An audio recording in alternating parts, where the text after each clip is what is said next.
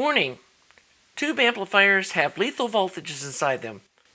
Please do not attempt to build, test, or repair these without understanding and following all safety protocols. Welcome to the Monday Monologue. This week, super excited. Got the new version of the 6SQ7 all done. Did the initial voltage checks. Did some pulls on the THD, and everything's right where I want to see it. I still got to hook it up to some speakers. That video is probably coming tomorrow, maybe later today. We'll see. Got to do some recording.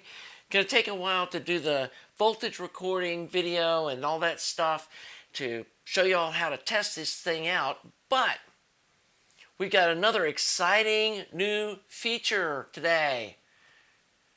The Interweb Jerk of the Month. Yes, you heard that right. We're going to do a channel thing as they pop up. Happy to have y'all suggest candidates. I know the picture here is going to show weekly. Don't think that's necessary. We're only going to do people that really rise to the top of being internet a-holes. We know we all run into them when we're on the forums trying to find information. We ask innocent questions, and some grumpy old guy that spends most of his Saturday afternoon out chasing kids off his lawn sits down at the computer and decides, hey, I'm going to get online and chase off new people that I don't like because I don't think they're as smart as me. Well, this guy decided to get on to the DIY, let me see which forum this is. DIYaudio.com, a guy named Burned Fingers. That sounds like a real winner, right? You'd think after maybe burning one, he'd stop burning his other ones. But he's obviously a pro at this. He decided to sneak off into a members-only channel that he likely assumed that I wouldn't see, to post some real snotty, abusive crap about me and why I'm doing this YouTube channel.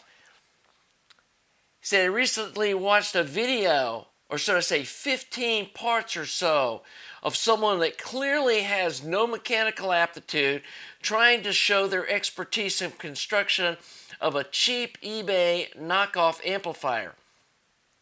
To make matters worse, purchase boutique parts. I mean, do you guys consider a $15 Mundorf cap a boutique part?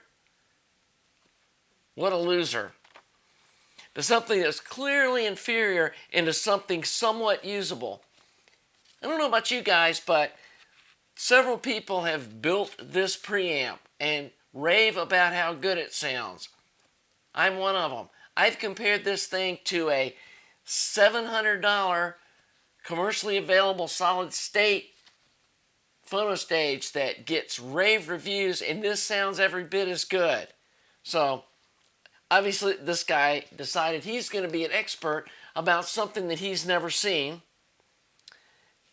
and could clearly hear the difference in performance over run-of-the-mill ordinary parts. We were comparing a Mundorf aluminum oil cap to a made in China clone fake ERO cap. Now, really, people have a hard time believing that one sounds different than the other? Here's the really nice part.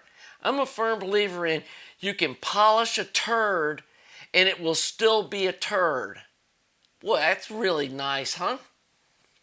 I cringed when I watched the person using a vernier caliper's jaw to scribe a line on a hideous rectangular shaped chassis that might have been suitable sitting in the lower shelf unseen in one's garage.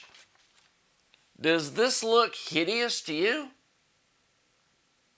Or does my phono stage preamp look hideous to you? Like, what planet is this guy on?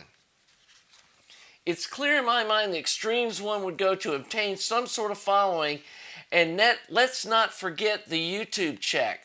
Okay, first of all, like I told you guys, there's no advertising on this channel. I'm not making a dime off of this. I invested in the parts to build these amplifiers that I'm probably going to maybe get the money that I invested in the parts when I sell this. I spent $100 of my own money shipping an amp back to somebody so that I could put the A50 video on the channel. I've paid for the domain name and the website so I could put up the schematics and the bombs and stuff and all the hours that I've spent making these videos. And, you know, I'm glad a few people have given donations. That's all great. But trust me, it hasn't even begun to compensate me for the time I've spent on this. And like, what? A DIY tube video is going to go viral and get 1 million views? Like, what is this guy smoking? Or what does he need to be smoking? So he makes this forum post. He makes about 15 different comments in the thread further ridiculing and trashing me and accusing me of trying to scam people out of money.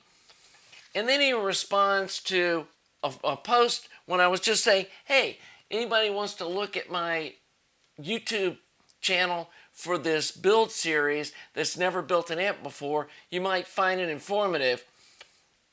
I've watched a few of your videos. I will say that if your intent is to try to teach the proper way of doing things, you have failed. Goes on about ranting about the vernier caliper thing again. Come on. I've had these for 30 years. And I've been using them this way. And they're still in good shape. Like, if it was going to ruin them, I think it would have done so maybe in the last 30 years or so. So then he goes into laughing about how I did the IEC socket, which I explained to you guys. Hey, I was trying to do this on video. So what? You know? You don't even see it behind the edge of this thing anyway. Then he further accuses me of trying to set up some sort of a scheme, and that I need to step up my game on what I'm showing you guys if I actually want to have anybody watching me. Well, Burn Fingers, you won the inaugural position of Internet Jerk of the Month Club on Skunkie Designs channel. So anybody else, when you run into these a-holes out in the forums, personal send me a link, I'll review them, and if I think they rise to anywhere close to what this Burn Fingers jerk is like, we'll feature them on the weekly channel. The other thing I wanted to go over was I've got another DIY speaker that we're going to be challenging the GR Research one. Think that's going to be fun.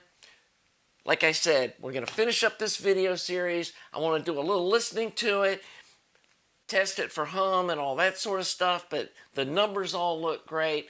And I did learn some stuff about how voltage on the tubes impacts the total harmonic distortion, and why that I found that they sound better. It's actually measurable.